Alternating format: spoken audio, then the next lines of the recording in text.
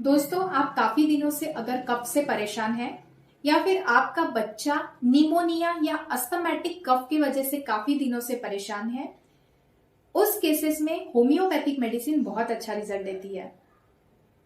आपको लेना है एपिकॉना 30, जिसे हम एपिकैट कहते हैं। एपिकॉना 30 दिन में 3 बार 2-2 बूंद डायरेक्टली टंग पे लेना है।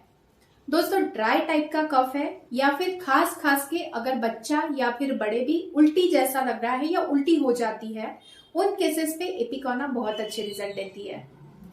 अस्थमैटिक कंडीशन, न्यूमोनैटिक कंडीशन या फिर ड्राई कफ, इस टाइप के कंडीशंस कफ में अगर रहते हैं तो आप लीजिए एपिकॉना। Thank you.